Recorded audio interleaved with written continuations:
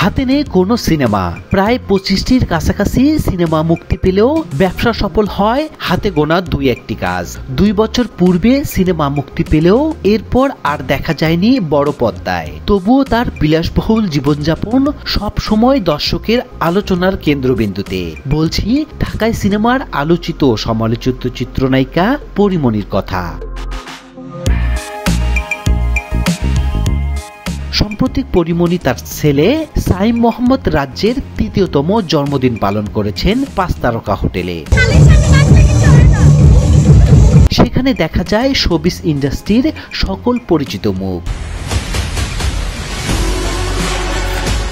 গত বছর সুন্দরবন থিমে ছেলের জন্মদিন উদযাপন করেন। এর আগে ছেলের প্রথম জন্মদিনে প্রায় 14,80,000 টাকা খরচ করে জমকালোভাবে ছেলের জন্মদিন পালন করেছিলেন এই অভিনেত্রী।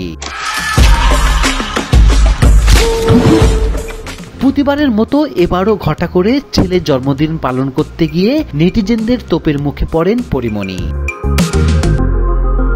2021 সালে 17 অক্টোবর চিত্রনায়ক শরীফুল রাজ ও পরিমণি বিয়ে করেন।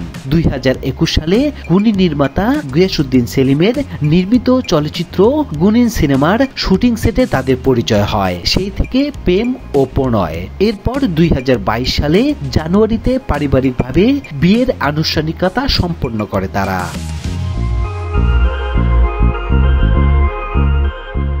রাজের সঙ্গে সংসার জীবনের 10 মাসের মাথায় পরিমণির কোলজোড়ে আসে সন্তান। এর একদিন পর ছেলের ছবি সহ নাম প্রকাশ করে নায়িকা। তিনি জানান রাজ্যের সঙ্গে মিল রেখে ছেলের নাম রেখেছেন ফাহিম মোহাম্মদ রাজ্য।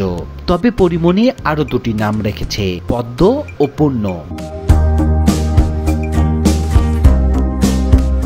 শরীফুল রাজের সঙ্গে সম্পর্ক ভাঙ্গনের পর পরিমণি তার সন্তানের জন্য হয়ে ওঠেন ওয়ান ম্যান আর্মি।